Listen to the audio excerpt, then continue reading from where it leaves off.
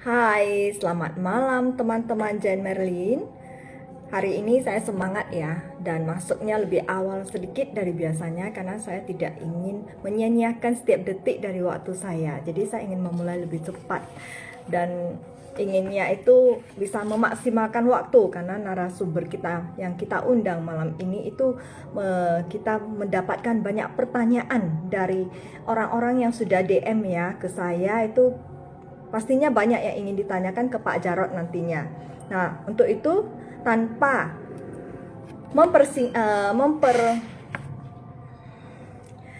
memperpanjang waktu lagi, saya akan membacakan sedikit kurikulum vitae dari Pak Jarod sendiri.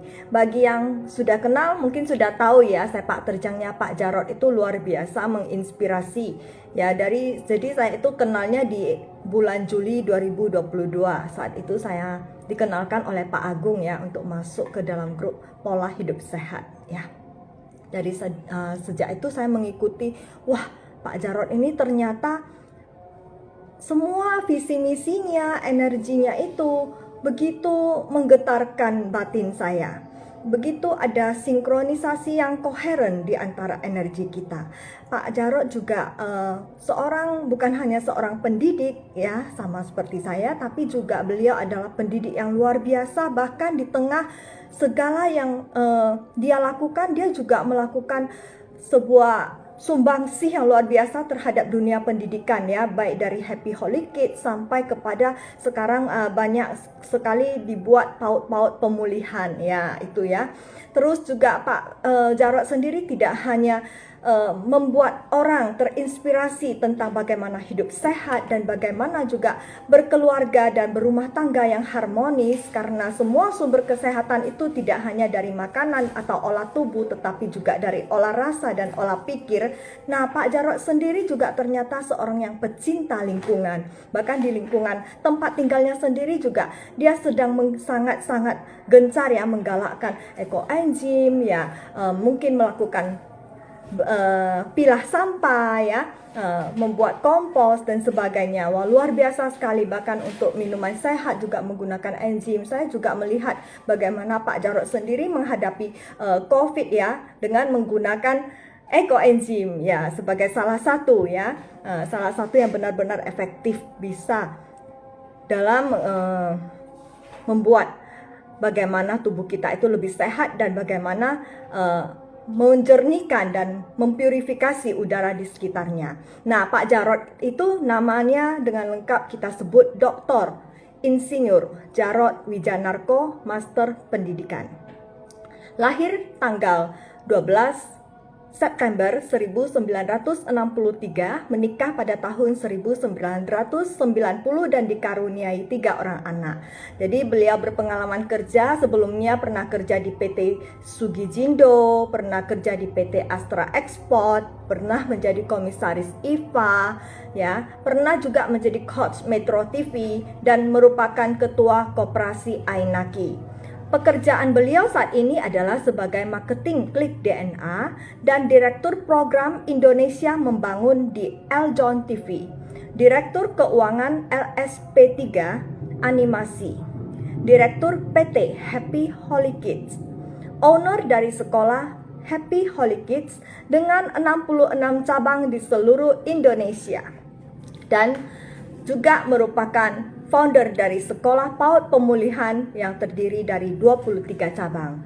Beliau juga adalah seorang yang berjiwa seni ya, yang sangat pintar dalam melukis, yaitu merupakan salah satu hobinya di masa kecil. Saya sangat suka melihat lukisan Pak Jarod. Kenapa? Karena ketika saya lihat itu ada lukisan 2 ekor kuda ya, kebetulan saya siok kuda. Saya melihat ada sentuhan perasaan yang berbeda di dalam lukisan beliau gitu. Jadi tidak hanya sekedar melukis tapi ada intens feelingnya di dalamnya. Beliau juga seorang coach olah nafas ya, penasehat aspirasi Asosiasi Penulis dan Inspirator Indonesia.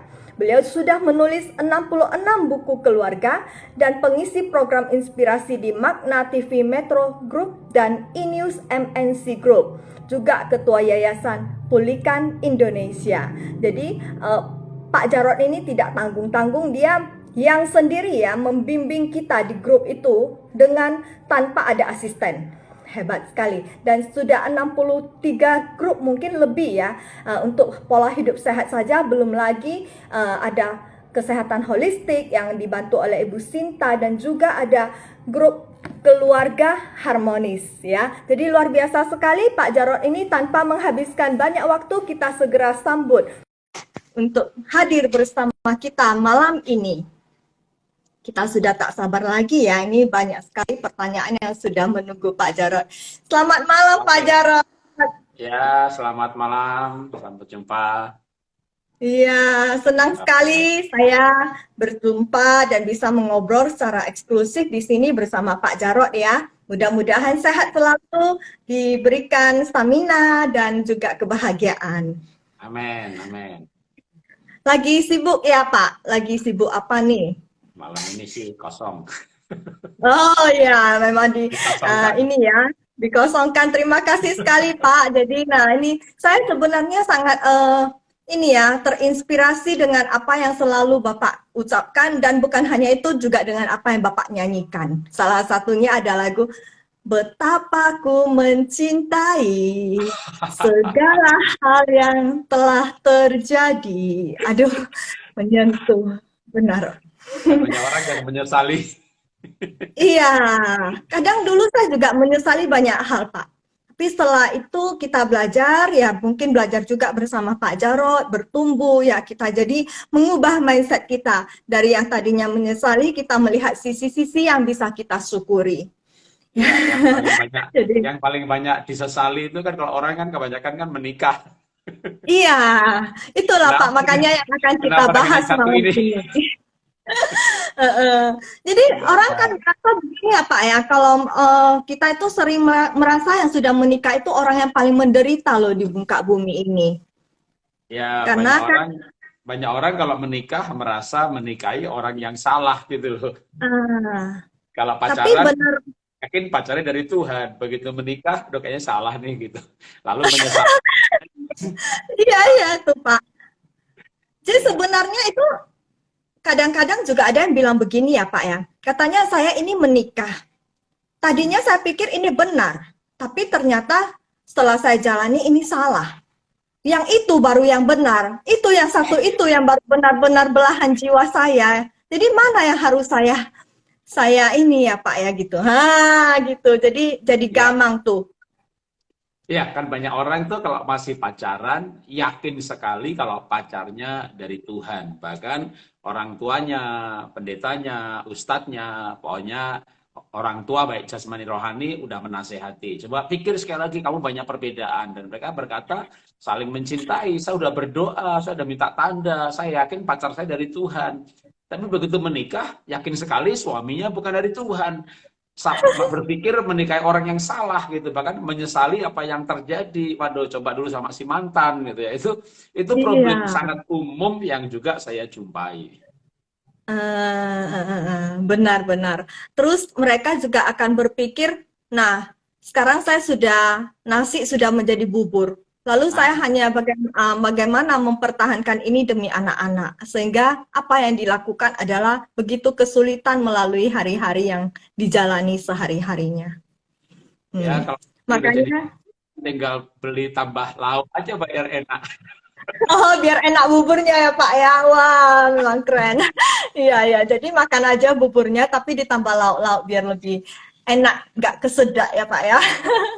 Nah, Iya, yang cukup jadi menarik juga, yang cukup menarik itu banyak orang berpikir menikahi orang yang salah ketika saya tarai, saya tanya, itu mayoritas jawabannya karena kami menjumpai banyak perbedaan. Kenapa sih berpikir salah menikah? Ya kami nggak cocok, perbedaan kami banyak banget.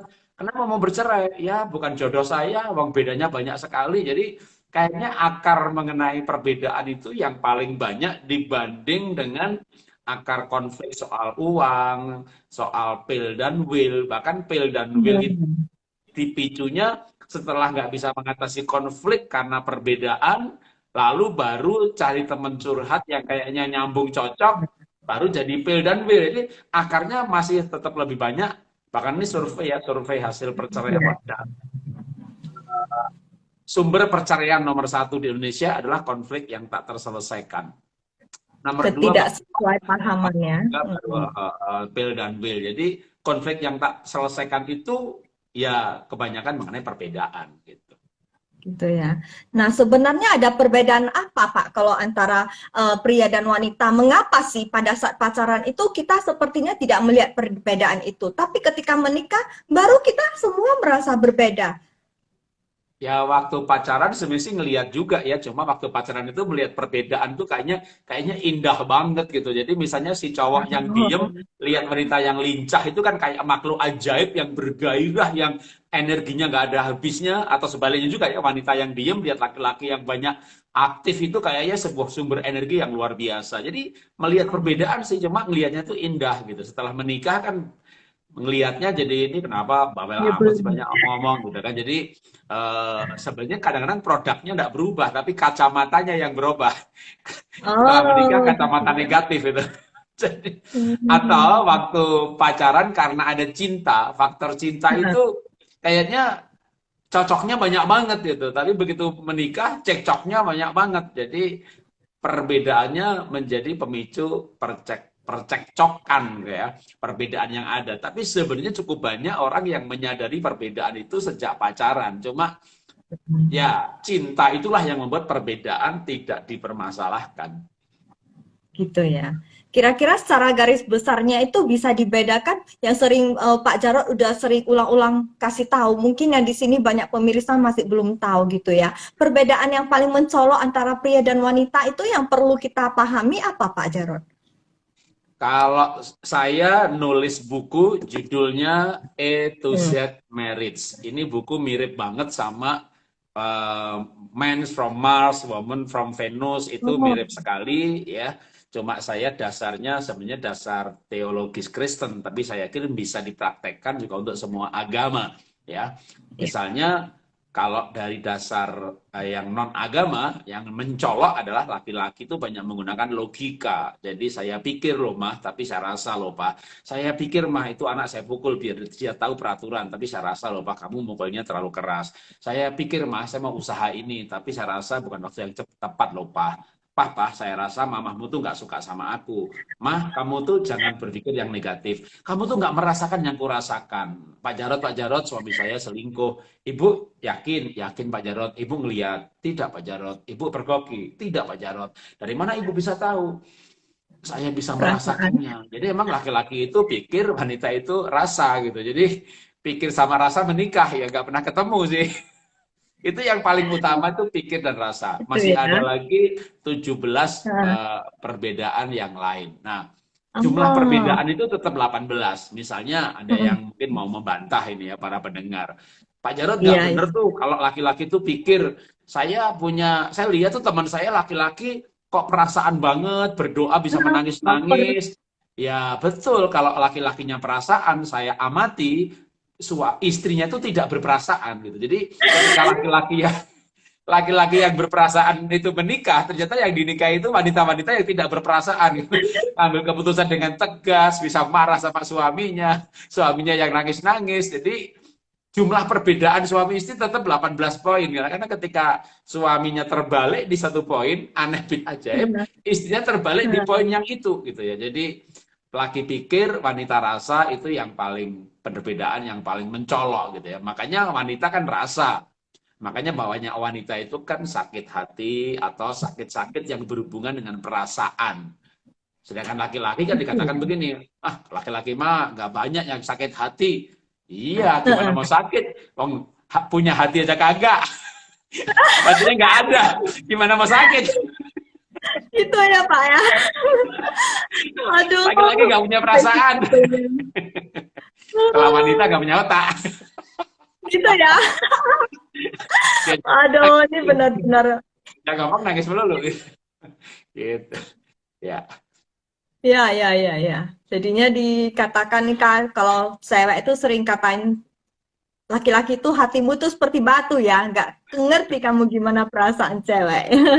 Ya, jadi kalau begitu ceritanya Pak, berarti di antara segala perbedaan itu, memang dipasangkan secara ideal begitu oleh Tuhan gitu ya, Sang Pencipta. Jadi kalau Kan seperti itu, apakah yang sudah menjadi suami istri sudah pasti adalah jodoh yang diatur gitu, sudah pasti. Jadi tidak ada yang namanya salah pilih gitu. Kalau ada puisi kan ada salah asuhan gitu ya. Ini nggak ada ya salah pilih kalau gitu sudah ya. menikah ya nggak ada salah nggak ada salah jodoh.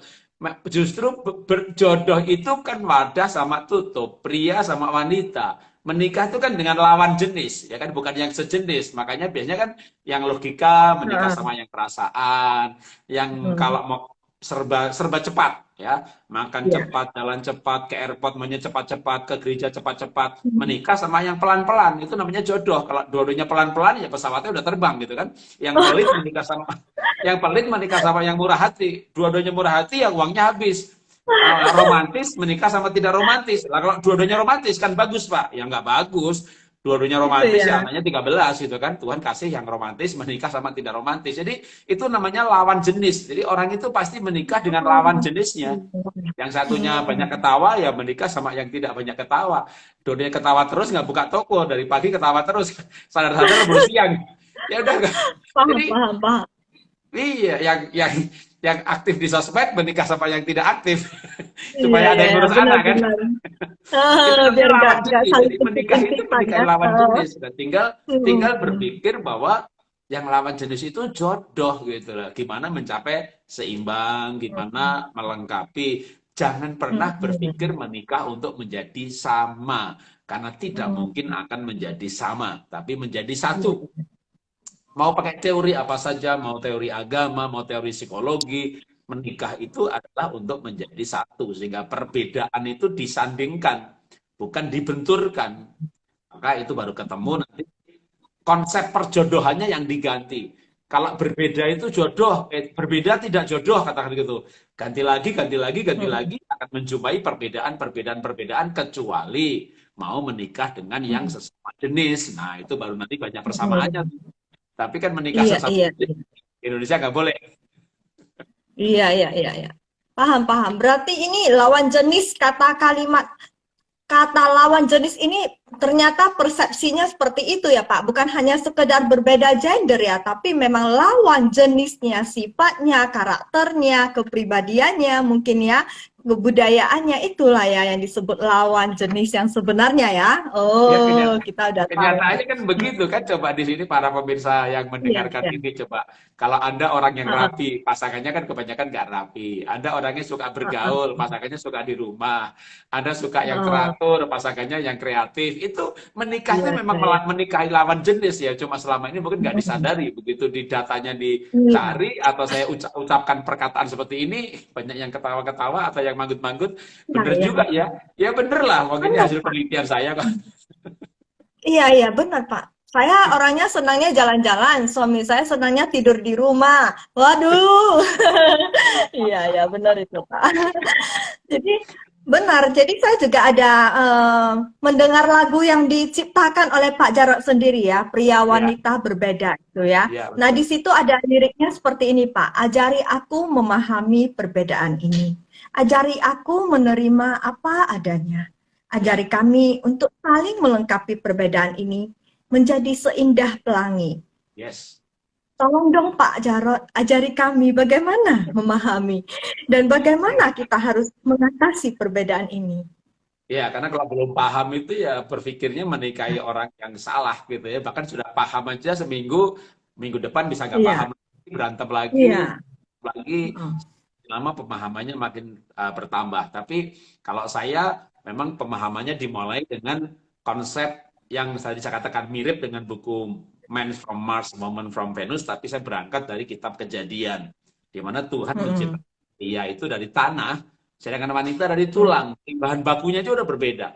Jadi saya Hmm. sadar betul bahwa perbedaan itu Tuhan yang menciptakan, karena bahan baku kalau kita bikin produk apa saja bahan bakunya beda kan beda. Laki-laki dari tanah misalnya, namanya tanah itu bisa dibikin Hmm. gentong yang besar tapi ditendang ya pecah. Hmm. Jadi laki-laki itu Iya. kayak ototnya kuat, kumisnya melintang, tapi kadang rapuh kalau gagal, ada masalah, kadang udah dengan cepatnya drop. Tapi wanita sebenarnya lebih tekun.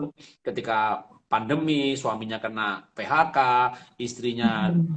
atau pelan-pelan bisnis rumahan, tapi tekun dan bisa menghidupi keluarga. Eh, tulang, maka lebih kuat daripada laki-laki. Ketika jalan di mall aja biasanya bapaknya udah capek, istrinya belum capek tuh muter-muter mall gitu kan. Jadi kakinya ibu lebih kuat daripada kakinya bapak. Dan wanita Iya. punya tulang gitu kan. Jadi penolong itu lebih kuat daripada yang ditolong. Bahkan penolong itu tidak butuh yang ditolong. Ya, kalau yang ditolong mati gitu ya, bapak ibu-ibu bisa single parent. Sedangkan bapak itu kalau istrinya mati dia kawin lagi karena dia butuh penolong. Jadi kalau ibu nggak butuh yang ditolong meninggal ya sudah merdeka gitu kan, yang repoti nggak ada lagi. Jadi Iya. memang perbedaannya banyak sekali gitu. Diikuti dengan aneka teori, aneka kenyataan pun memang itu berbeda. Nah, sekarang gimana kan masalahnya yang berbeda nih sadar perbedaan, begitu sadar bisa menerima. Karena kalau menerimanya itu nggak sadar, berarti ya sudahlah, diterima, ya sudahlah. Itu kan sebenarnya kan nggak bisa menerima.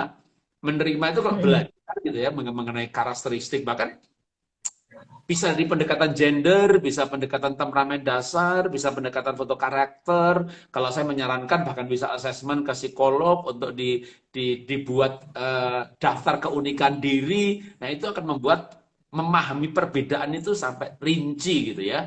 Nah, itu betul-betul Iya. waduh memang berbeda banget. Nah, tinggal konsep perjodohannya yang diatur bahwa berbeda itu jodoh saling melengkapi, berbeda itu imbang, berbeda itu lengkap. Nah, konsep lengkapnya ini kan begini. Ini memang agak teologis ya. Waktu Adam ketemu Hawa itu kan Ya. dia berkata, ini dia tulang dari tulangku dan daging dari dagingku. Artinya Adam itu diambil tulang rusuknya, tidak ada lagi di Adam menjadi di Hawa. Jadi ada sesuatu yang diambil dari saya, nggak ada di saya, adanya di istri saya. Ya makanya berbeda Ya. karena diambil dari saya. Misalnya saya kreatif, melukis, pembicara, bikin buku, motivator. Waduh, tapi saya ada yang tidak punya dalam hidup saya. Saya nggak punya kerapian. Nah, rapi saya itu diambil, adanya di istri saya. Maka waktu istri saya melihat saya tidak rapi, pertama ya dia jengkel. Kenapa sih orang ini nggak rapi gitu? Kamu tuh belajar rapi dong gitu. Lalu saya balik, Iya. gimana kalau kamu belajar dagang? Ya kan saya nggak bakat. Ya aku nggak bakat rapi. Iya, iya, ya. Iya, ya. Saya nggak bakat rapi. Loh saya bisa merapikan, tapi energinya habis banyak sekali. Nanti nggak bisa dagang. Nah, ini aja kadang kan nggak paham-paham kan. Apa sih susahnya untuk Iya. rapi? Ya bisa, tapi susah karena nggak bakat gitu loh. Sementara istri saya bakatnya rapi, tapi nggak bisa dagang. Nah, ini kan kalau perbedaan ini mau disamakan, dalam arti saya belajar rapi, energi saya habis untuk merapikan. Saya nggak bisa dagang, nggak bisa khotbah, nggak bisa nulis buku, nggak bisa ngelukis, karena sibuk dan stres merapikan. Nah, gimana kalau saya malah dagang, ngelukis, cari uang, bergaul, bangun jejaring, nanti dapat duit, duit yang tak kasih istri, istri bisa Iya, iya. cari pembantu tambah satu orang untuk merapikan gitu. Jadi tapi saya Iya. merdeka dari rapi merapikan. Nah, itu saya happy banget tuh. Jadi kayak kura-kura nggak dipaksa jadi burung Raja Wali ya Pak ya, ceritanya. Iya, iya, iya. Iya. Oh, iya, iya, benar-benar. Iya, berarti dicari dong kesepakatannya perbedaan kita apa. Berarti yang kamu punya itu yang ada dari diri saya itu ke kamu. Jadi kamu itu lengkapi dong diri saya Iya, seperti itu ya. betul. Kita cari Jadi ketika melihat kesepakatannya. perbedaan, justru saya sadar istri saya ini jodoh saya nih, karena yang nggak ada di saya adanya di dia. Hmm. Saya butuh dia. Nah, tapi Hmm. supaya saya butuh dia, ya dia harus berperan atau dibalik. Kalau kita Hmm. mau pasangan kita butuh kita, ya kita harus berperan melengkapi yang pasangan kita nggak punya. Oh, Nah, kalau kita berperan kan oh, kita dibutuhkan. Kita kerja di kantor, iya, kita nggak berperan, jadi pecat. Tapi kalau kita berperan iya. di kantor itu, kita dibutuhkan, kita digaji, gaji naik, bos-bos butuh kita, bos sayang kita, karena kita berperan. Nah, demikian juga dalam keluarga sebenarnya.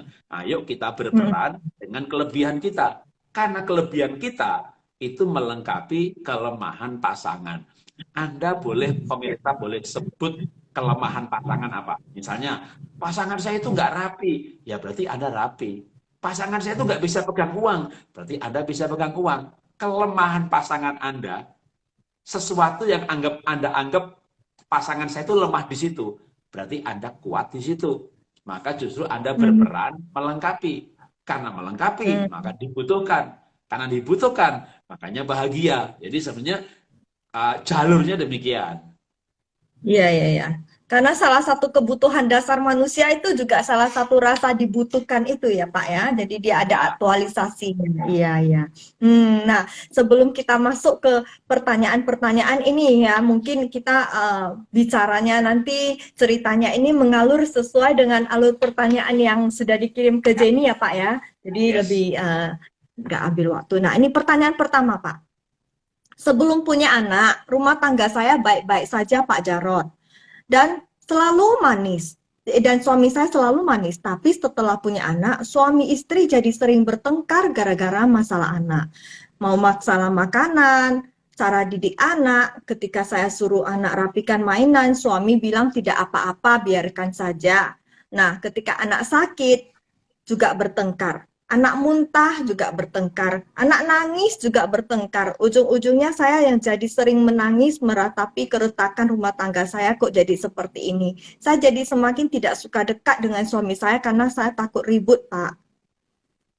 Ya, Gimana memang menurut? pendekatan suami istri tadi, pendekatannya itu berbeda. Waktu anak sakit, suami itu, nggak apa-apa, ntar juga sembuh. Sedangkan dia berpikir seperti itu. Sedangkan ibunya kan merasa kasihan, merasa sedih, ya kembali lagi rasa, gitu ya. Nanti begitu anaknya sembuh, ibunya senang tuh. Ganti suami yang pusing. Kenapa? Mikir bayarnya gimana, tagihannya banyak banget. Jadi memang pikir dan rasa ini, aduh, banyaknya minta ampun. Ketika anak bermain gitu ya, ya ibu, suami tuh ngelihat, anaknya kreatif. Nah, sedangkan ibu mungkin melihatnya dari sisi kerapian, kenapa rumahnya jadi Iya, berantakan. Dan ini yang memang nah, pendekatan itu yang menjadi berbeda. Nah, saran saya memang begini ya, ibu juga harus belajar nah, fleksibel. Jadi nanti kalau anak menikmati permainannya, menikmati berantakannya, apalagi kalau itu anak tipe sanguin yang memang kurang rapi, bukan melankolik yang rapi, ibunya melankolik rapi, anaknya sanguin, bapaknya sanguin. Kalau perlu anaknya dikasih ruangan bermain tersendiri, ibu jangan melihat ya, dan juga jangan merapikan kamar si anak. Anak atau suami yang oh, sanguin itu kalau kamarnya dirapikan, nanti malah dia nggak tahu barangnya ada di mana. Tapi kalau itu oh, barang itu kamarnya itu agak ngacak-ngacak gitu, itu bagi dia itu kayak live gitu ya, ada tanda-tanda kehidupan gitu. iya, Kalau rapi gitu, kayak museum gitu. Jadi dia belajar aja stres gitu. Tapi agak ketika memang ada tapi spesies yang seperti itu ya, orang itu sanguin ya, namanya biasanya ya, itu agak suka dengan yang agak acak-acak sedikit sebagai ada tanda-tanda kehidupan. Nah, sekali lagi menikah adalah penyesuaian, menyesuaikan dengan suami, menyesuaikan dengan anak. Kalau enggak nanti keberadaan anak yang tidak setipe, kan ibunya misalnya melankolik rapi. Lah anaknya iya. ini sanguin persis bapaknya. Waduh, nanti marahi sama anak aja bisa, wah kamu tuh nggak rapi kayak bapakmu. Nah ini marahnya kedua belah Ah, pihak gitu kan. Itu makin stres. Jadi bisa dibagi. Kalau enggak rumah bisa dibagi. Misalnya gini, kamar suami, kamar anak atau ruang bermain, udah biarkan aja agak acak-acakan. Tapi kamar tamu itu milik ibu, karena tamu tuh datang kan rapi. Nah, lalu kamar tidur, nah, tergantung siapa yang berkuasa. Biasanya kan istri yang berkuasa. nah, iya. kamar Begitu ya. kamar tidur rapi ya, suami nggak boleh duduk atau makan di tempat tidur karena kalau laki-laki yang tidak rapi itu makan ya di mana aja, kan pengen ngobrol sama kamu di kamar ya aku makan ke kamar gitu lah, kalau enggak ya ibunya yang keluar kalau bapaknya makan biar Iya, dia ngobrolnya di sana. Jadi kita butuh waktu untuk penyesuaian, tapi menikah itu memang penyesuaian seumur hidup. Nah, kalau enggak iya. nanti akan berlarut-larut dalam sedih menangis kalau ibunya melankolik ya, menangis Mm, diri sendiri, menangis kenapa begini, kenapa begitu. Coba ibunya kolerik, mungkin bukan menangis kan, marah sama anak, marah sama suami, jadi larinya ke mm, keluar kalau ekstrovert atau kolerik. Nah, gitu. sekali lagi hidup bersama itu adalah penyesuaian. Dan namanya anak gitu Iya. ya, punya dua katakanlah. Ya mungkin satu kayak ibu, satu kayak bapak. Ya kalau ibu punya anak satu dulu ternyata kayak si bapak, ya sudahlah, makin menderitalah ibu. Nggak ada mereka ber, sekutunya ya Pak mereka ya. mereka bersengkokol. Iya. Kita yang merasa ditindas ya, nggak ada sekutunya. Tapi Hmm, sekali lagi kalau gitu kalau ya. bisa mencintai apa adanya ya dinikmati saja. Jadi memang Iya. kita bangun rumah itu, bangun keluarga itu, bangun budaya baru. kita berasal dari keluarga yang rapi, semuanya pada tempatnya, tiba-tiba menikah sama laki-laki yang easy going, gitu ya, yang ngeflow banget, tapi dia kreatif, anaknya persis lagi bapaknya, ya sudah, itu dinikmati saja, ya jangan jangan Dinikmati. jangan dijadikan sumber penderitaan. Ya, mungkin semakin dinikmati nanti akan merasakan semakin asik ya dengan itu. Daripada dianggap itu sebagai sesuatu yang tidak bisa kita terima ya jadi masalah terus ya Pak ya. Tapi kalau misalnya begitu caranya bagaimana dong mau mendidik anaknya itu supaya bisa bertanggung jawab, misalnya merapikan kembali mainannya sejak kecil? Ya, kita tetap harus ada kayak gini ya, didiklah tanpa Hmm. amarah, buatlah peraturan tanpa emosi.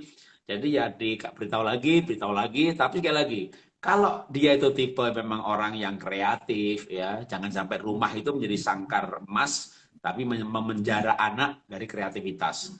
Jadi kalau anaknya masih SD, TK, sebenarnya lebih bagus rumah itu namanya rumah kreativitas. Anaknya Oh, menggambar, coret-coret, dikasih dikasih apa kertas, lalu hasil coretannya yang mungkin nggak bagus itu tempel di dinding dengan rumahnya iya, kayak rumah setuju, TK. setuju. Saya Ya. dulu bisnis ekspor dan banyak sekali dapat apa kristal-kristal bohemia dari Ceko yang asli. Saya masukkan kardus semuanya dan saya bilang sama istri, nanti kita pasang setelah anak SMP. Jadi biar anak lari sana, anak lari sini, kursi dibalik, korden ditarik, saya pulang dari kantor, lihat kursi dibalik, lalu korden ditarik pakai tali, saya bilang, ini apa ini gitu? Ini kapal, Pak. Oke, bagus, kalau begitu kordennya sebelah sana itu yang utamanya, tarik lagi satu lagi, begitu. Jadi malah kita bikin kayak rumahnya kayak Oh, diacak-acak. Tapi kalau sekarang anak saya jadi dapat beasiswa, pinter, iya, iya, iya. kreatif, nulis buku, banyak orang, Pak, kok anaknya pinter, Pak? Iya, kalau anaknya mau pinter ya jangan dikurung di sangkar emas. Rumahnya mewah, barangnya Oh, bagus, rumahnya rapi, anak mau lari, jangan lari, anak mau ini, jangan begitu gitu ya. iya, Kita iya. anaknya di penjara. Jadi sekali lagi memang ya harus ya mendidik itu harus anak Iya, dikasih iya. tahu peraturan, tapi coba peraturannya juga jangan idealis bahwa rumah Iya, itu harus bersih, rapi, semua barang pada tempatnya. Ya iya. kalau anaknya mau jadi notaris sih nggak apa-apa gitu ya. Tapi kalau anaknya memang bakatnya bukan teliti, mau disuruh rapi juga dia menderita.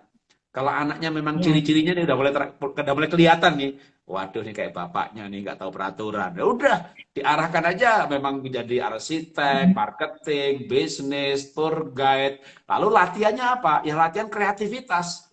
Ya singkirkan Hmm. aja ide rumah yang rapi. Kalau mau lagi nanti anaknya muncul satu lagi lahir orangnya rapi. Nah boleh tuh rumah dikapling-kapling gitu ya. Kamar-kamar Ih, keluarga buat ayah dan si anak yang kreatif, ruang tamu buat ibu berdua sama si anak yang rapi. Tapi sekali iya, lagi, iya. anak itu juga butuh penyaluran sesuai minat, bakat, talenta, passionnya. Nanti baru misalnya gini, dia Hmm. diberi kemerdekaan di ruangnya, tapi kalau untuk di urusan ruang tamu, ruang keluarga, nah dia harus belajar merapikan di areal. Tapi Aturan. tetap diberikan penyaluran ya. Kalau enggak, saya khawatir nanti rumahnya Hmm. jadi anak nggak betah di rumah lama-lama. Dia Iya, nggak betah iya. di rumah, nanti ibu Setuju. yang bingung, anaknya nggak pernah pulang ke rumah gitu kan. Iya, Begitu iya. dia udah SMP, Heeh. SMA nggak pernah Karena pulang gitu. cari Kenapa? tempat nyaman ya. Ya namanya penjara itu siapa yang betah sih gitu kan. Jadi dia Iya, kalau keluar iya. rumah itu happy banget gitu. Waduh, atau suami dah katakan lagi, jangan anak. Suaminya Iya, nganggep iya. rumah itu penjara karena banyak peraturan. Ya Heeh, sudah, kalau ke heeh. kantor tuh happy banget pulang kantor. Iya, Mampir kafe keluar dulu, dari mampir yang penjara. lain dulu. Nggak maulah masuk penjara buru-buru gitu kan. Jadi sekali lagi Iya, iya, jangan iya. jadikan rumah itu sangkar emas bagi anak atau bagi suami. Nanti kalau mereka nggak betah di rumah, nanti ibu yang pusing sendiri. Itu ya, wah luar biasa. Ya, sangat ini ya membuka wawasan kita. Ya, benar sekali saya setuju Pak. Ini kita sama-sama belajar ya pemirsa.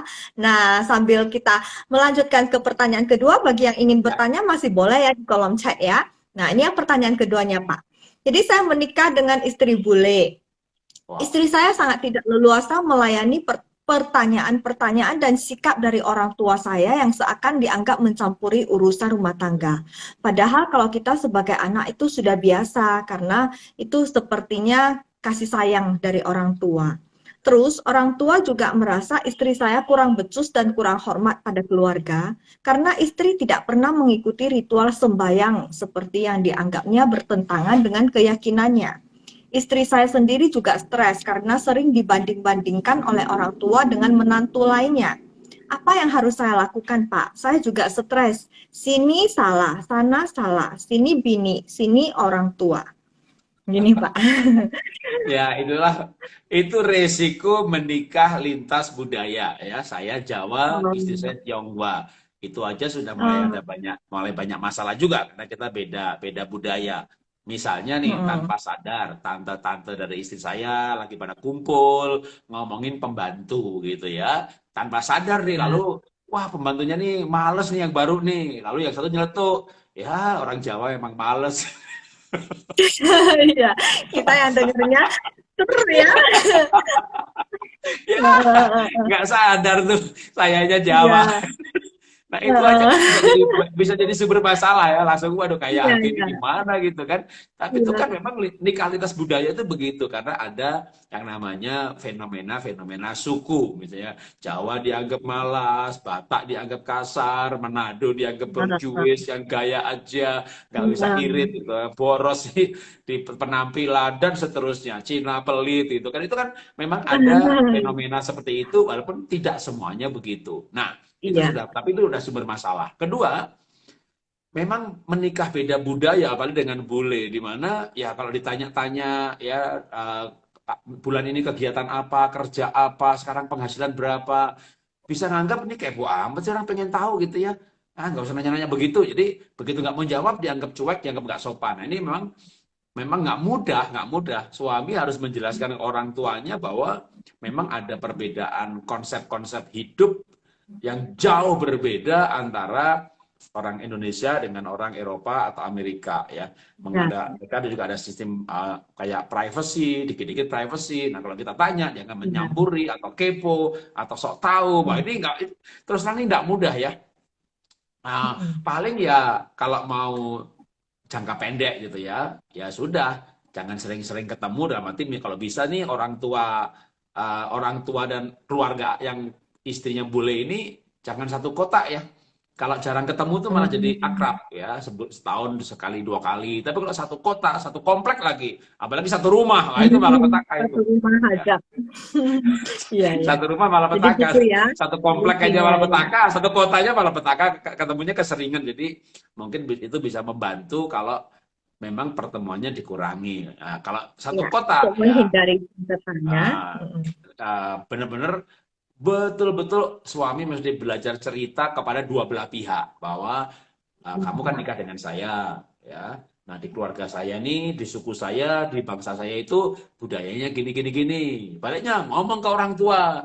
Kalau dia itu bukannya nggak sopan, tapi memang orang orang bule atau apa kan anak milenial sekarang aja tuh kalau ngomong to the point, bilang nggak suka ya nggak suka. Ya, ditanya nggak mau jawab ya mungkin akan berkata kamu nggak usah nanya yang begitu-begitu. Itu no hard feeling, nggak ada apa-apa. Nah, ini perlu perlu penjelasan yang nggak ada habisnya sampai Iya, mereka dan memahami kalau capek ya. ya karena memang jangan dikompor-komporin malah gitu ya. Jadi nanti akan tambah Iya. meruncing. Nah, salah satu cara pendekatan yang kalau yang kami lakukan dulu ya, saya dengan istri kan saya Jawa dan Tionghoa. Ya. Supaya ini nggak makin meruncing, contohnya nih kalau mau bikin jembatan kebaikan, itu kalau saya Ya. mau ngasih ibu saya, mau ngasih adik saya, maka istri saya yang memberikan. Nanti kalau kebalikannya Oh. mau ngasih keluarga istri, saya yang memberikan. Nah, itu membuat Hmm. akhirnya paling tidak loh. Yang namanya Iya, iya. apa Pesan. kebaikan itu kan membangun relasi. Jadi ketika Ya. wah nggak enak ditanya ditanya nggak mau jawab, ya tapi ngasih dolar ya lumayan. Iya, iya, iya, iya. Atau Iya, ngasih iya. berkat itu. Oh ternyata orangnya baik, padahal kita yang kasih, tapi suruh istri yang kasih. Kamu kasih ke mama saya gitu. Kalau mau pulang ngasih oleh-oleh kan, jangan malah diem-diem ngasih uang ke ibu, lalu bilang sama ibu, jangan sampai istri saya tahu ya. Wah itu merusak itu. Iya, iya. Jadi Iya, ya iya. itu kalau lintas budaya mesti begitu tuh.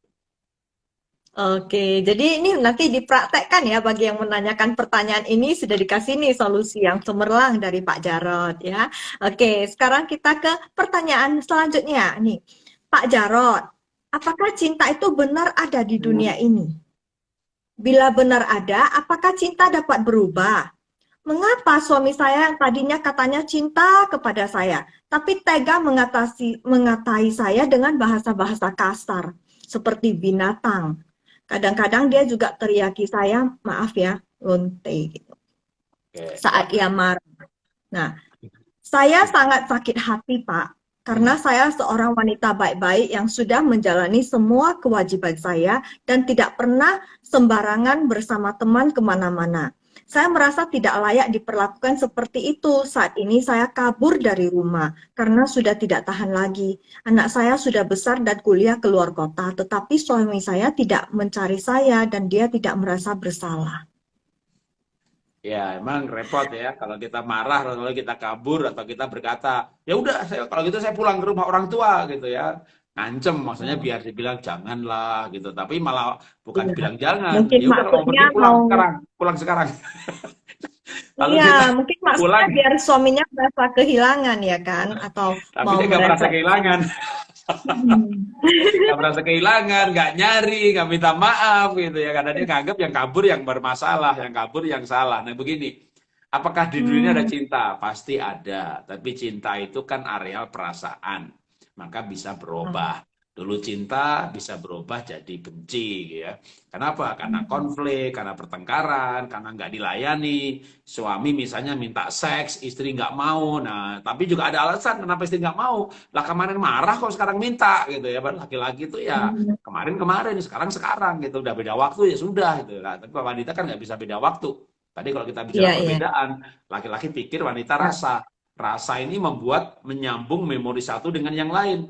Sedangkan laki-laki dengan Hmm. logika, dia memisah-misah perasaan. Jadi laki-laki itu dengan Parsial ya. logikanya, ini urusan anak, ini urusan orang tua, ini urusan seks, ini urusan pembantu, ini urusan Hmm. bisnis, itu terpisah-pisah. Anaknya nakal, yang nggak ada hubungannya dengan libido atau seks. Sedangkan ibu, anaknya nakal, suami 2 hari lalu marah, duitnya kurang, ya libidonya hilang gitu. Karena menyambung semuanya dengan perasaannya. Nah, maka laki-laki habis bertengkar 3 hari lalu, 2 hari lalu, mungkin sekarang minta itu ya bagi dia emang dia lagi mau gitu, istrinya nggak mau. Nah, gitu aja. Nah, begitu marah misalnya nih, istrinya pergi ya, kayak sekarang ini lagi pergi gitu ya.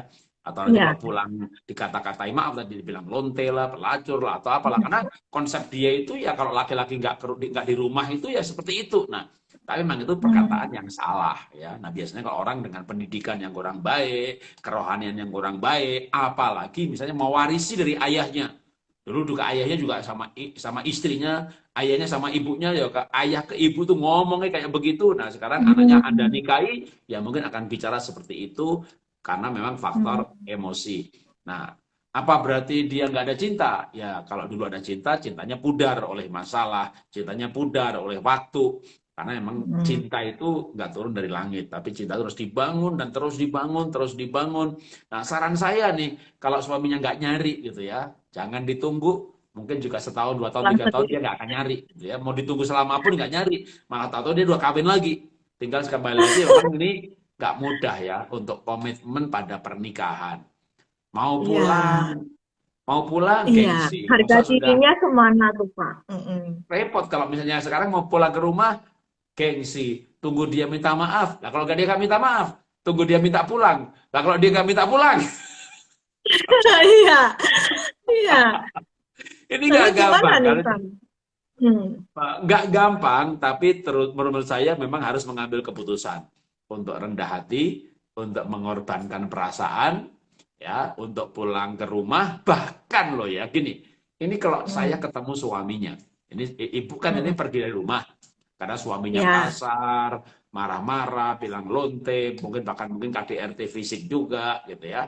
Jadi itu suaminya salah gitu. Oke, sekarang Mm-mm. misalnya saya besok Instagram lalu suaminya datang gitu ya. Atau Oke. seminar. Jangan-jangan dia berkata, Pak, istri saya kabur, gak pamit, dia pergi, gak bilang-bilang. Mungkin dia akan menganggap istri yang salah, bahkan dia gak merasa bersalah.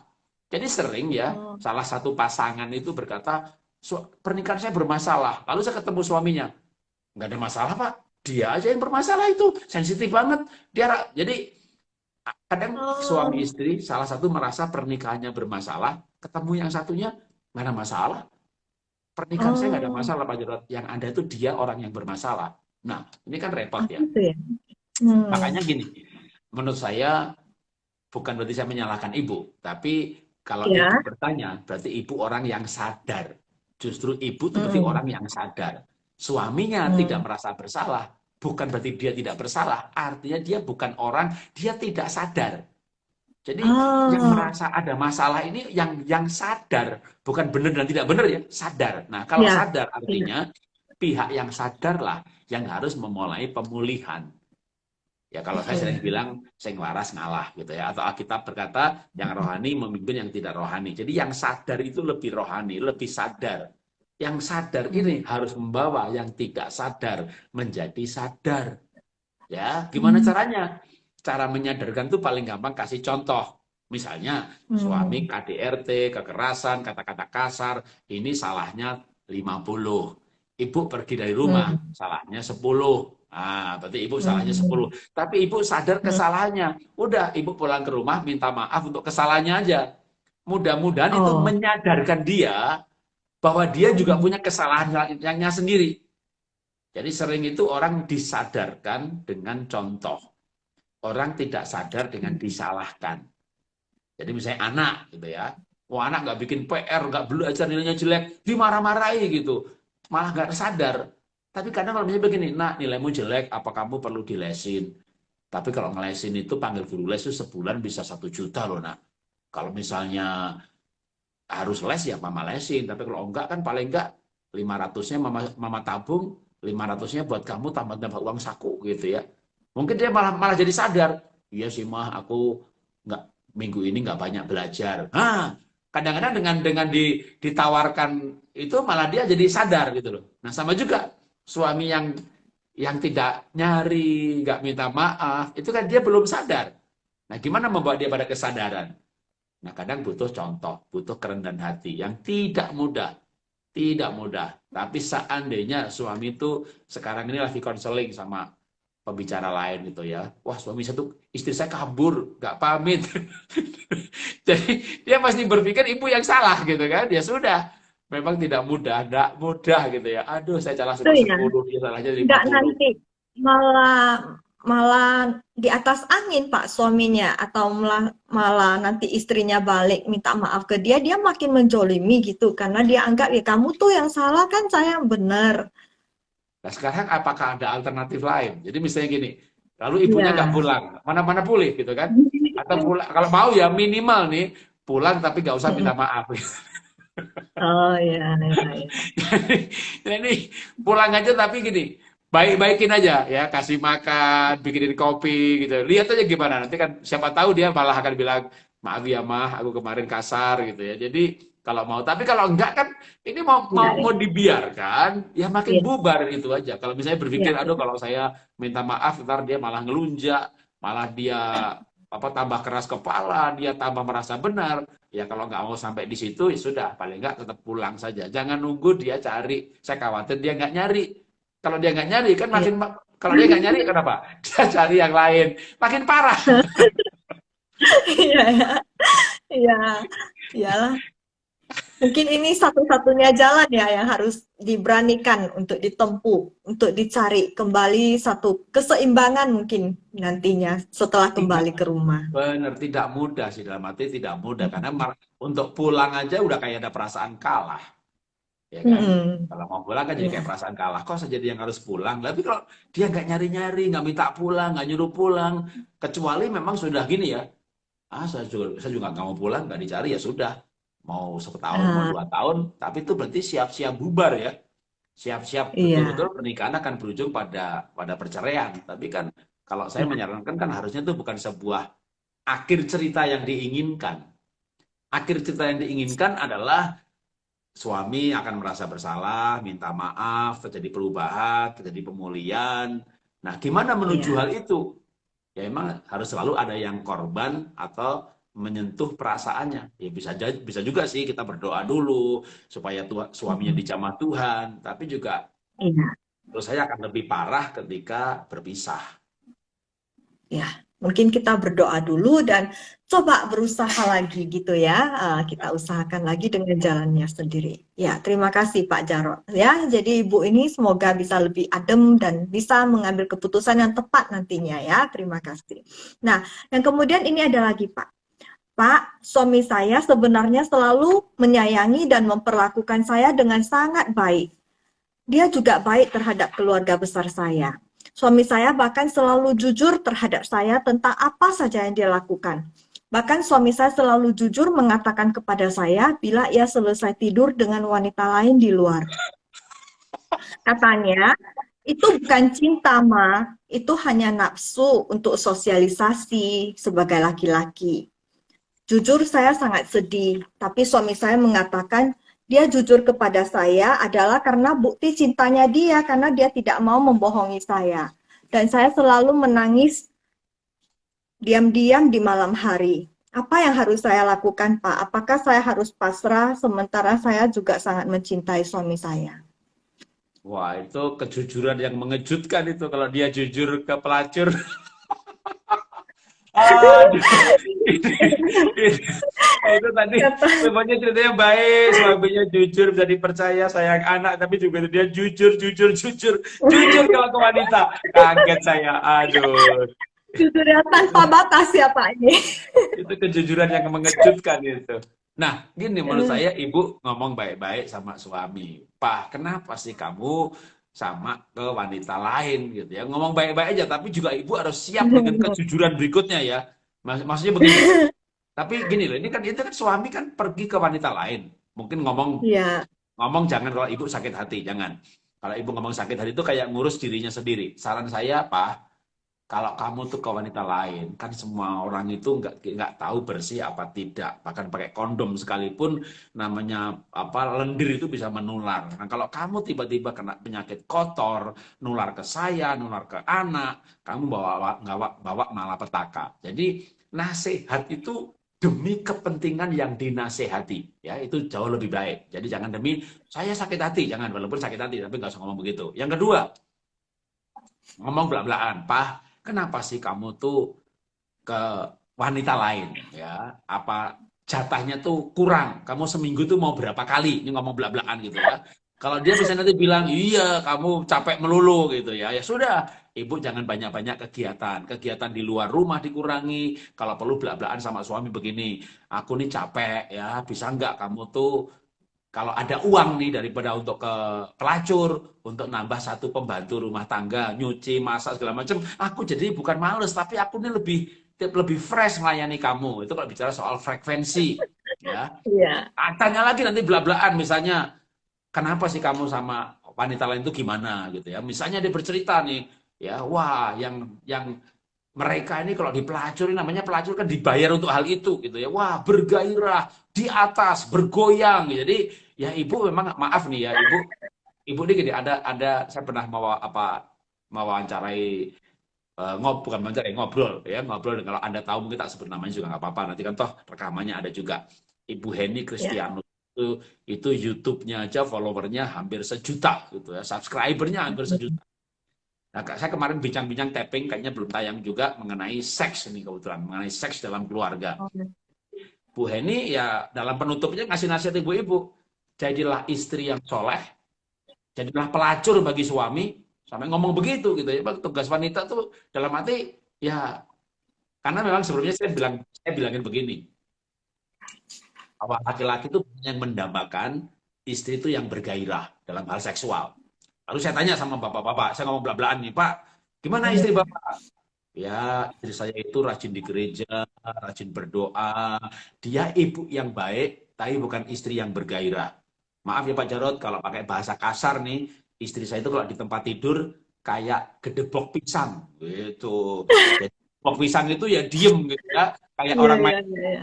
gereja tuh loh, tegak berdiri lurus gitu ya. Tapi kalau Pak istilahnya itu Hmm. kayak pisang. Lalu saya tanya lagi, Pak, kalau istrinya kayak gedebok pisang, jadi gimana rasa seksnya? Ya rasanya kayak ngencingin pohon pisang, Pak. Hmm. Ngencingin pohon pisang. Jadi ya enggak enak gitu ya. Sedangkan kalau ke Iya. pelacur, waduh, itu rasanya nikmat katanya begitu. Jadi ini curhatan orang-orang yang selingkuh. Iya. Nah, menurut saya selingkuh itu tentu ada banyak sebab. Ada juga yang memang bejat, kelainan seksual, akibat penyembahan berhala. Tapi ini kasus yang jarang. Kebanyakan tuh ya masalah hubungan suami istri. Makanya kalau suaminya memang jujur, ibu tantang aja untuk belak-belakan ngomongin soal seks. Ya. Nah, nanti kalau Hmm. suaminya misalnya gini, aku sama pelacur dia bisa oral seks kata begitu. Nah, udah ibu simak aja YouTube saya. Oral seks boleh apa tidak? Saya bahas dengan belak-belakan. Dalam arti bagi saya itu kudus itu aturannya jelas dan saya bisa berkata boleh dan berkata tidak boleh. Tapi ketika ada hal yang tidak mau dibicarakan antara suami istri, lalu suami diam-diam begitu, itu kan lebih menyakitkan. Maka lebih Iya, baik iya. setelah seks itu udah jangan berpikir tabu gitu ya, namanya suami istri ya bahas aja, tanya aja, jegerin aja, nanya kamu maunya gimana gitu ya. Dan kalau dia menjawab dengan jujur lagi, harapan saya dia jujur gitu ya. Ya kan Iya. kamu pisang. Jadi saya kayak kencing jangan nangis gitu ya. Oke, kalau begitu aku jadi pelacur begitu. Jadi bina di tempat tidur, liar di tempat Gitu ya. tidur gitu ya. Jadi yang apa namanya suami istri daripada suaminya mencari istri, mencari wanita lain untuk memuaskan uh, seksnya. Jadi kalau sosial itu enggak ya. Memang kalau saya kemarin juga tadi baru ngeliatin Instagram gitu ya, Iya. di mana ada suami istri punya anak, ya itu namanya anak biologis gitu ya. Tapi Iya. ketika suami dengan tetangga punya anak, itu namanya anak sosialita. Aduh, anak sosialita ya sekarang ada juga ya. Tapi itu salah Bukan. gitu. Itu salah. Jadi ya jangan sampai hal itu terjadi ya. Jadi oke, kalau Iya, suaminya iya. jujur, maka bicarakan aja belak-belakan dengan jujur untuk mencari solusi atas hal itu. Yang repot tuh kalau nggak jujur. Kalau nanti dijawab, Pak, misalnya suaminya jawabnya gini, pengen ganti selera mah gimana, Pak? Ya, Kalau jujur. bilang begini. Kan Jadi bosan itu aja. saya sering mengajarkan begini kepada suami istri pasangan ya. Kalau bosen, maka mengatasi kebosanan itu dengan ganti gaya, duduk, jongkok, berdiri di sofa, di kamar mandi, di hotel, atau ganti posisi, tapi bukan ganti pasangan. Nah, kalau selama ini Gitu bosan, ya. jangan Iya, iya, iya. itu melulu, gayanya itu melulu gitu loh. Jadi makanya dibicarakan dulu aja, tanya dulu Bu, ya, tanya suaminya, apa sih kamu cari dari pelacur itu apa yang kamu cari gitu ya. Kamu Iya. rasanya Jadi nanti coba diinterogasi suaminya ya, Pak ya. apa? Kalau Mm-mm. menurut saya suaminya mungkin malah yang kaget. Tapi saya kaget ya dengan jawaban Pak Jarot yang begitu bijaksana ya, smart ya gitu ya, bisa menggunakan ini malahan senjatanya suaminya itu kejujurannya itu yang dijadikan senjata gitu ya, Ya, malahan tidak menyatakan keinginan ataupun perasaan kita, tapi itu kita berpikir dari sudut dia. Nah, ini salah satu insight baru ya bagi kita sebagai wanita juga belajar. Oh, ternyata seperti itu ya. Mungkin itu lebih ampuh Pak, lebih dahsyat ini senjatanya. Iya ya, makasih Pak Jarot. Ya. Bisa dicoba nanti ya Bu ya. Oke. Nah, ini ada lagi Pak. Nih tinggal ada 3 pertanyaan lagi nih. Nah, ini setiap keluarga kan pasti ada masalah Pak. Misalnya selalu tidak ada kecocokan kalau sedang bicara dan sebagainya. Nah, bila dipertahankan dengan kesabaran, dengan harapan pasangan bisa berubah. Lantas siapa yang seharusnya bergerak untuk berubah dulu? Apakah istrinya atau suaminya? Sampai kapan perubahan yang diharapkan itu dapat terwujud ya Pak? Sampai kapan kita harus menunggu kan sudah keburu ujur, tua, nanti mati. Tapi ya. pasangannya belum berubah. Kalau dalam buku yang saya tulis selain A to Z Merit, ada juga buku menjadi suami, menjadi istri. Saya tidak menyarankan berharap pasangan berubah. Sampai mati dia tidak akan berubah. Karena Tuhan memang berbeda ya. Tapi perubahan yang bisa diharapkan itu dia maling sekarang nggak maling lagi gitu ya. Dulu mencuri nggak mencuri lagi karena itu berupa dosa. Tapi misalnya pasangan saya nggak rapi gitu. Ya emang dia DNA-nya nggak rapi. Tapi orang yang tidak rapi itu misalnya dia temperamen dasarnya sanguin. Dia pandai bergaul, pandai dagang, atau rapi, tidak rapi. Yang rapi bisa jadi notaris, yang tidak rapi bisa jadi marketing.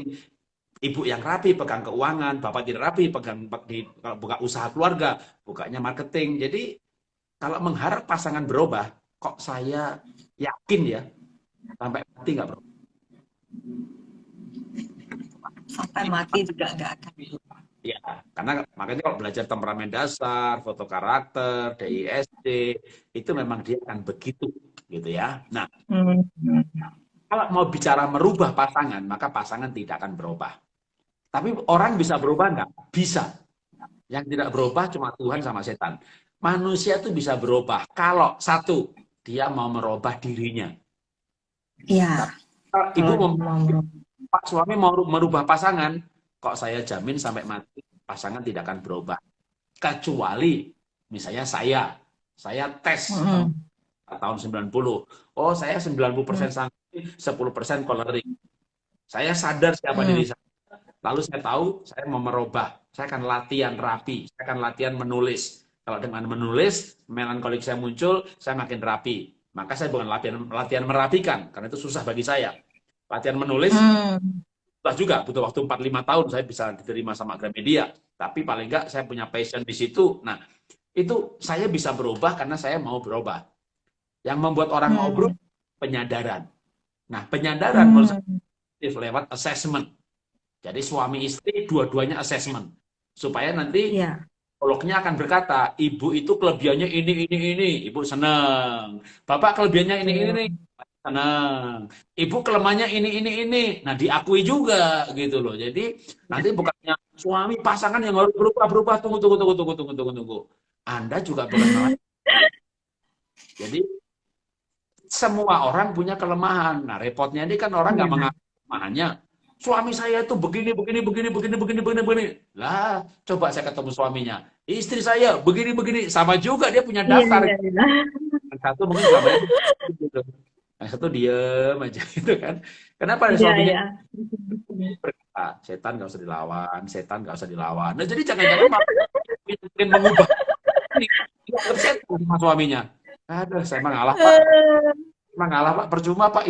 Istri Pak nggak bisa dilawan Pak. Kalau dilawan paling diajak bercinta, mogok nanti. Dia mogok, saya repot juga untuk pelacur gitu kan. Ya sudahlah Pak, udah menikah. Ya udah nasibnya begini, saya waras ngalah saja Pak loh. Jadi jangan-jangan ketika ibu pengen mengubah pasangan ini, suaminya berpikir menikahi setan gitu kan. Nah, setan Iya, itu iya, iya. pernah merasa bersalah gitu. Jadi sekali lagi paling bagus tuh gimana? Jangan mengubah pasangan. Kalau mau suami istri assessment, pergi tuh ke psikolog, Iya. konselor, atau mau tes gratis ada kok. Bisa temperamen dasar, foto karakter, DISC, personality, Iya. MBTI, itu semuanya tersedia gratis. Nah, ketika assessment Mm-mm. nanti itu bisa disandingkan profilingnya, ya profil suami, kelebihannya apa, kekurangannya apa. Nah, istri itu ngelihat suami itu kelebihannya apa, lalu diapresiasi. Iya. Apa juga kalau parenting begitu, anak tuh kelebihannya apa? Mm. Diakui. Anak dicecer kesalahan, terus dia merasa salah diciptakan. Gambar dirinya rusak, walaupun IQ tinggi, pasti nilainya jelek. Jadi masalah utama pernikahan adalah orang tidak sadar siapa dirinya. Dia nggak kenal Iya. dirinya, dia nggak tahu kelemahan Iya. diri. Karena dia nggak sadar diri sendiri, yang dia sadari malah orang lain, kelemahannya orang lain. Makanya Mm. berkonflik tuh kalau orang kebanyakan tidak kenal diri sendiri. Maka harusnya belajar tentang diri sendiri. Waktu kita Iya. belajar tentang diri sendiri, pasti otomatis kita juga belajar orang lain. Karena begitu kita mau belajar, kita misalnya belajar temperamen kita ada 4. Oh, saya ini ternyata sanguin. Oh, kalau gitu suami Mm. saya mau begitu. Plekmatik dia. Pantes, bener banget dia begini. Lalu baru bisa menerima. Kalau orang tuh berpikir, Pak, gimana saya cara mengubah pasangan? Nggak ada caranya. Nggak ada cara. Benar. Ya, benar sekali Pak yang Bapak bilang ini ya. Jadi saya itu juga mungkin menikah udah hampir 20 tahun gitu ya. Jadi selama ini saya merasa kok susah sekali mau menyesuaikan diri dengan sikapnya suami yang begitu. Ini ya, kaku gitu ya, nggak bisa. Ternyata terakhir saya assessment fingerprint ya itu ya. Ya, Saya baru tahu ternyata suami saya itu dia ada ini gejala ada sindrom autistiknya gitu karena logikanya itu terlalu tinggi dan ini ya developnya itu terlalu banyak. Jadi ini wah saya ketika tahu tuh saya baru sadar wah ternyata saya ini hebat bisa bertahan begitu lama itu. Jadi akhirnya saya syukuri dan akhirnya saya itu jadi menjustifikasi dan saya bisa jadi ketawa ya kalau lihat dia oh ternyata dia seperti itu ya begitu ya saya ketawain aja gitu jadi Ya, betul seperti yang Pak Jarot bilang. Jadi kita temukan dulu diri kita sendiri. Nah, Ya, sedari kita menemukan diri itulah kita menemukan juga diri pasangan dan anak-anak kita. Akhirnya kita bisa mencoba memahami mereka ya dan bisa ya. lebih mengakui, menerima itu. Sidik jari Iya, saya akui bahwa iya, itu lengkap sekali karena di situ ada iya, IFC-nya, ada pola pikirnya, ada bahasa iya, cintanya, ada gaya komunikasinya. iya, Saya heeh, merekomendasi ya teman-teman untuk ambil tes sidik jari. iya, Kalau saya DISC, iya. foto karakter, MBTI udah semuanya. Malah kalau yang sidik jari baru Agustus kemarin pandemi 2020 kita suami istri ambil tes. Jadi Oh, iya.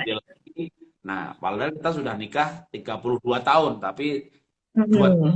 pas masuk usia pernikahan 30 kita tes suami istri sidik jari. Dan menurut saya itu Mm-mm.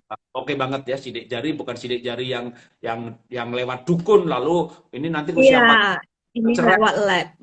Bukan bukan yang meramalkan kejadian, itu Mm-mm. geometrik Bukan psikologi. pamitri ya, tapi Ya, betul. analisa sidik jari ya. Itu Kalau ilmiah. saya dari talent spektrum itu Pak. Oke. Ya, Ya. ya, ya. Oke, dan next ya. Terima kasih Pak sudah memberi insight baru juga. Nah ini ya, hmm, ada lagi yang tinggal 2 pertanyaan terakhir. Ini saya Pak Jarot, saya tidak mencintai istri saya sejak awal pernikahan karena pernikahan kami itu dijodohkan oleh orang tua. Saat ini saya memiliki energi yang mengikat kuat dengan seorang wanita yang adalah teman saya sendiri secara mendalam. Tetapi kami tidak pernah melakukan selingkuh fisik. Kami merasa kami adalah soulmate yang ditakdirkan untuk bersatu. Tetapi kami sangat menghargai pernikahan dan jalan kehidupan kami masing-masing dan tidak ingin melukai orang lain, terutama pasangan kami. Sehingga kami hanya saling menyemangati di dalam hidup ini, saling saling resah bila ada salah satu yang sakit. Dan kalau seperti ini, apakah saya termasuk berselingkuh? Dan bagaimana harusnya saya menyikapi kedua wanita tersebut? Mana yang harus saya pilih dan pertahankan, Pak? Wah, ini kayaknya gampang tapi sebenarnya nggak gampang juga karena yang satu mengikat secara perasaan ya. Kalau itu diputus gitu ya, waduh kayak ada yang hilang gitu karena emang namanya ikatan ikatan batin ya, yang bukan istri ya, yang Ya, sahabat ya. Aduh itu mesti ya, mesti kayak bikin bergairah. Kalau lagi capek ketemu capeknya hilang, ketemu nggak lama nggak ketemu aja bisa rindu. Itu suatu kehidupan ya, yang sangat menyenangkan. Nah, tetapi karena sudah menikah tentu jadi berbahaya karena emang dari akrab, saling mencintai, saling support itu tinggal satu langkah gitu ya. Ketika suami istri pernikahannya nanti berantem, bertengkar, minta seks nggak dilayani, saling curhat, itu tinggal satu langkah. Nah, kalau menurut saya, ya sebenarnya gini, memang dulu dijodohkan, tapi tetap sebenarnya cinta itu bisa dibangun sih. Cinta itu bisa dibangun. Cinta juga bisa habis. Orang yang awalnya jangankan dijodohkan, awalnya saling mencintai, cari sendiri, orang tua menentang pun kami saling mencintai gitu ya. Begitu berantem, bertengkar segala macam, masalah uang, masalah anak, cinta juga bisa habis. Tapi sebaliknya, kalau saya pakai Alkitab ya, di Alkitab itu kan ah, ada contoh yang dijodohkan, Iska dan Ribkah. Nah, yang menariknya justru yang dijodohkan ini malah monogami. Padahal Isa itu hidup di zaman dimana kalau dia mau poligami, nggak ada Alkitab, nggak ada suku Lewi, nggak ada bangsa Israel, nggak ada pendeta, Alkitab belum ditulis, Abraham juga kawin lagi, Yakub istrinya 4, tetangganya, pamannya, semuanya juga poligami. Tapi Isa yang dijodohkan itu sama Eliezer, ya sama bapaknya, Abraham nyuruh Eliezer, Eliezer cariin Ribkah, lalu dijodohkan gitu. Malah monogami di hmm, Alkitab adalah orang yang dijodohkan. Jadi sebenarnya ya juga banyak juga kisah-kisah yang orang dijodohkan berakhir dengan cerai juga ada, berakhir dengan bunuh diri juga ada, tapi yang berakhir bahagia juga ada. Artinya tergantung sikap kita mau gimana. Maka kalau menurut saya ya pilih yang sudah secara resmi dinikahi, apalagi sudah ada anak-anak dan biarkan pas si mantan tersebut atau sahabat tersebut ya biarkan dia bahagia dengan suaminya karena ini tapi putus emosi nggak gampang ya karena kan sudah terikat emosi. Andai kan sekarang gini, kalau gitu saya akan tetap bersahabat aja. Tapi itu tetap tidak mudah. Karena itu akan menjadi halangan untuk bisa mencintai sungguh-sungguh istri. Karena adanya faktor emosi ini. Jadi kayak emang harus berdua sepakat gitu ya. Kalau perlu ganti nomor HP, jangan cari-cari lagi. Unfollow Instagramnya, putus sosmednya, benar-benar Di stop blok ya gitu Pak ya. ya, di blok. Stop untuk supaya bisa fokus membangun cinta eros, cinta agape, persahabatan dengan istri sendiri, dengan suami sendiri. Bahkan kalau perlu jujur dengan pasangan bahwa ada masalah ini, ayo sekarang kita bangun relasi yang lebih baik. Karena ya puji Tuhan sekarang tidak jatuh, tapi jangan sampai belum jatuh gitu ya. Karena itu nanti dampaknya itu terlalu luas ya untuk anak, untuk cucu, bahkan untuk kayak kalau bicara Raja Daud, waktu Daud sombong bangsa Israel dihajar dengan tulah dan Daud minta ampun, hukuman berhenti. Tapi waktu Daud selingkuh kan kerajaan Israel pecah itu, waktu Daud selingkuh diancam sama Nabi Nathan, kerajaanmu akan pecah. Dan Daud minta ampun, ya Daud saya yakin diampuni. Kalau nanti di sorga kita akan ketemu Daud. Tapi kerajaannya pecah sampai hari ini bangsa Israel belum pernah bersatu kembali 12 suku. Jadi yang sekarang di Israel itu yang kebanyakan ya masih suku Lewi sama Yehuda. Sedangkan 10 suku yang lainnya ya ditafsirkan jadi Ethiopia, ditafsirkan jadi Jerman, ditafsirkan jadi ini itu. Tapi benar-benar secara yakin enggak itu sebenarnya 12 suku udah balik gitu ya. Yang diyakini ya baru 2 sebenarnya, yang pasti gitu ya. Karena memang 10 suku itu ini udah nyebar kemana-mana sejak zaman dulu, dibawa ke Babel, dihancurkan, dibuang. Bahkan pada zaman perjanjian baru Yesus lahir pun, itu bangsa Israel itu ya cuma 2 suku, Yehuda dan suku Lewi. Sedangkan yang lain udah jadi Samaria, jadi ini, jadi itu. Anda pergi ke Amerika, ke New York, ada Chinatown, tapi ada juga kampungnya Jewish, itu pun Yehuda dan Lewi juga. Mereka menyebar ke seluruh muka bumi, ya 2 suku itu. Itu dari mana asal perpecahannya? Karena Daud selingkuh. Itu menjadi gambaran betapa akibat perselingkuhan itu yang menanggung turun-temurun. Ya, bahkan Daud minta ampun, hukuman terus berjalan. Nah, kalau kita sadar sebesar itu, gitu ya, dan itu yang sering saya pakai untuk menyadarkan diri saya sendiri, menyadarkan teman-teman saya yang punya potensi untuk hal itu, karena saya pun juga punya potensi untuk selingkuh, untuk digulai. Karena pergi pelayanan kebanyakan wanita, kaum BBI. Sekarang saya bikin apa, saya ikut ibu-ibu juga. Jadi guru senam, saya ikut ibu juga. Wah, Apalagi Pak Jarod orangnya senyum terus ya. Iya. Iya.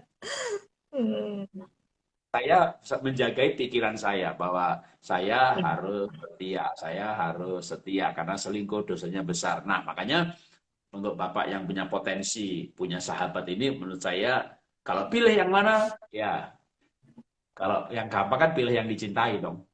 Itu yang paling gampang. Iya. Kalau pilih yang dicintai. Tapi yang susah itu pilih istri yang walaupun sekarang tidak dicintai, tapi bisa dibangun cinta. Ya, pilih yang susah aja. Karena hidup ini akan ada kemenangan ketika kita pilih yang susah.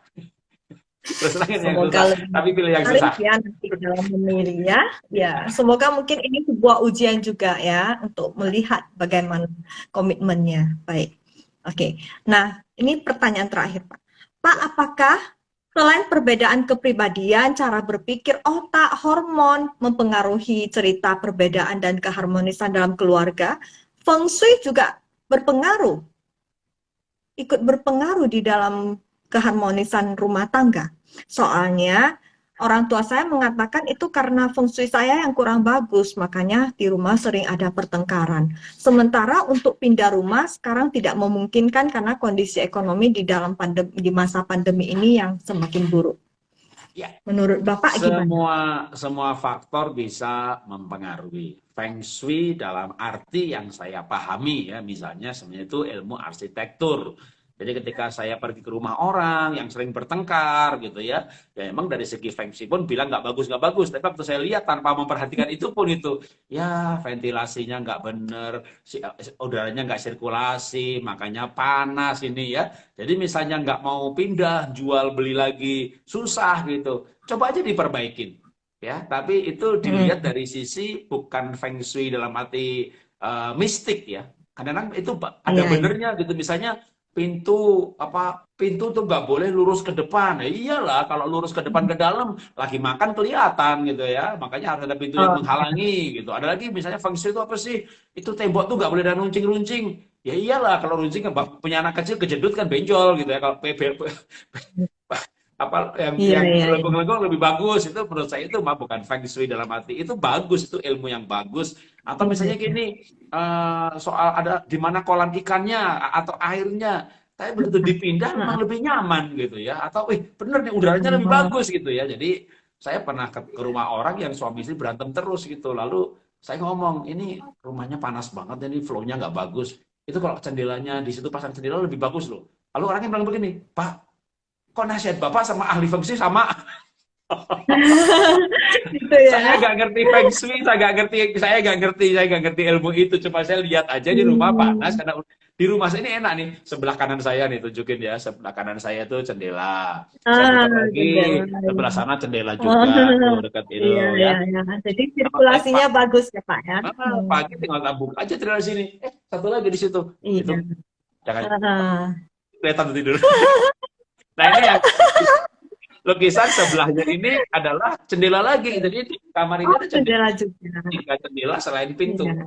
Jadi kalau kita pagi Hmm. hari matiin AC, buka itu udah ngalir. Makanya waduh, di sini udaranya adem gitu ya. Kalau panas kan bikin berantem juga. Jadi kalau saya percayanya dalam arti itu sebenarnya sisi ilmu arsitektur yang memang dulu Iya.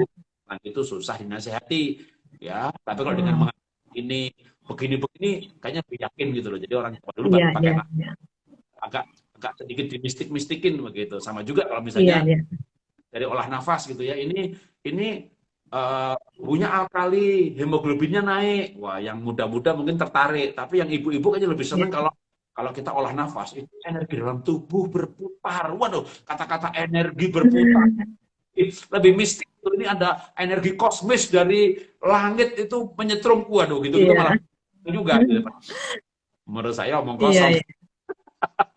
Tapi Itu ya itu mungkin cara cernanya yang berbeda ya, secara ya, logis dengan secara ininya. sebenarnya kalau feng shui-nya itu masuk akal gitu ya, soal rumah mungkin bukan soal coba, kalau bisa diakali bukan dengan pindah tapi Iya, dengan iya. ekspansi ya. Menurut saya itu Mungkin sebenarnya boleh lah dicoba ya. kadang-kadang itu bukan berhubungan soal soal roh jahat, bukan soal Iya, namanya mistik, tapi itu udara yang mengalir gitu. Jadi ada bolehnya juga misalnya gini, suaminya lebih percaya feng shui, ibunya percaya arsitek gitu. Coba deh dua-duanya konsultasi, jaga-jaga nasihatnya sama. iya, iya. Kalau bila perlu cari arsitek yang aliran feng shui juga ya Pak ya. Iya. Enggak, Jadi malah sekaligus seketika itu. gini, ada ibu Biar, tanya sama feng shui, lalu orang ada lagi iya, bapaknya tanya sama saya. Saya nggak tahu feng benar. shui, tapi nasihatnya bisa sama. Iya, iya, iya. Baru ditemukan, oh ternyata ujung-ujungnya sama ya. Iya. Tanya Pak Jarod, Jadi ternyata nggak ada nasihatnya salahnya kalau sama. dicoba. Iya, Iya, memang Pak Jarod ini serba bisa. Luar biasa, memang dikirimkan Tuhan untuk menginspirasi semua manusia nih kayaknya Pak. Jadi ini ya kayaknya ini pertanyaan terakhir tadi sudah ya, saya sampaikan ya, dan ternyata 15 menit lewat waktu kita. Mohon maaf ya Pak, makasih. Nah, tapi ini sebelumnya saya akan mengutip sedikit yang sering dikatakan oleh Pak Jarod, bahwa kita tidak bisa melarikan diri dari sebuah keputusan dalam hidup ini untuk menikah dengan seseorang. Ya, kebaikan Tuhan yang mengikuti kita. Jadi artinya segala apapun pilihan kita, pasti ada restu dari Tuhan, dan setelah itu pasti ada kebaikan Tuhan yang mengikuti kita. Nah, menutup acara kita hari ini, Pak, apakah ada saran dari Pak Jarod untuk kita, para orang muda yang mungkin baru melangkah membangun rumah tangga, atau yang baru akan membangun rumah tangga, kiranya ada hal-hal apa penting yang perlu diperhatikan supaya mereka itu tidak kesulitan, tidak terlalu capek dalam membangun rumah tangga itu, selain tadi ya untuk melakukan assessment, mungkin ya melakukan assessment, mengetahui dulu perbedaannya, menerima, mengakui. Nah, udah tahu, oke. Yang kayak tadi kan kalau pacaran ya udah tahu perbedaan juga ngotot loh gitu ya kan. Nah, tapi selain yang itu Pak, ada nggak apa nasihat Oke. lah dari Pak Jarod ya? Terima Ya, kasih. sebagai penutup mungkin ngasih highlight-nya Hmm. aja ditegaskan Hmm. bahwa Tuhanlah yang menciptakan perbedaan. Perbedaan tidak untuk dibenturkan, tapi untuk disandingkan sebagai kelengkapan, sebagai keindahan, sebagai keseimbangan. Berpikir mengenai positif mengenai perbedaan, bahwa perbedaan itu bukan sesuatu yang harus dipertentangkan. Satunya rapi, Ya. satu enggak rapi. Yang enggak rapi pasti pandai dagang, pandai bergaul. Yang rapi pasti pandai keuangan. Jadi suami istri bisa buka usaha, yang satu marketing, satu accounting. Kalau dua-duanya accounting, siapa yang jualan? Dua-duanya jualan, siapa Iya. yang ngatur uang? Jadi sebenarnya Tuhan itu sudah mengatur yang berbeda itu melengkapi. Istrinya mungkin lebih tega didik anak, bapaknya enggak. Kalau dua-duanya tega, ya anaknya digebuki rame-rame, nanti anaknya mati kan, digebuki bareng-bareng. Jadi kadang mendidik anak pun juga berbeda caranya. Yang satu lebih tega didik, satu nggak tega menghukum, ngajak main terus. Ya bagus. Dua-duanya ngajak main, kapan anak belajar? Dua-duanya ngajak belajar, anaknya stres, nggak pernah bermain. Tapi Tuhan tuh sudah atur sebenarnya. Sudah atur orang menikah dengan lawan jenisnya. Jadi tidak usah Iya. berpikir menikahi orang yang salah, karena semua orang mengalami pergumulan yang sama.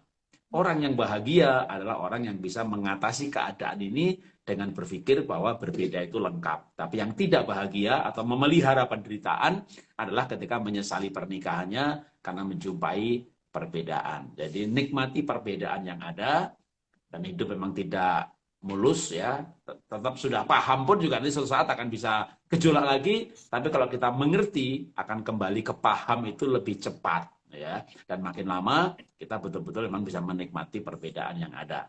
Selamat malam, Tuhan berkati. Selamat malam Pak, terima kasih banyak ya. Saya yakin malam ini akan menginspirasi banyak sekali keluarga yang mungkin juga menyelamatkan banyak keluarga. Terima kasih atas berkah yang telah diberikan kepada kita semua malam ini Pak. Semoga Tuhan juga memberkati Bapak sehat selalu, panjang usia, mulia, dan bahagia bersama keluarga. Terima kasih, mohon maaf Pak bila ada kesalahan ataupun yang tidak sempurna dalam acara ini. Sampai jumpa, sehat selalu. Nah, bagi yang ingin tetap mengikuti Pak Jarod ya, karena kita tahu ya, kita ini hanya 1 jam lebih, jadi kita belajarnya itu tidak akan maksimal.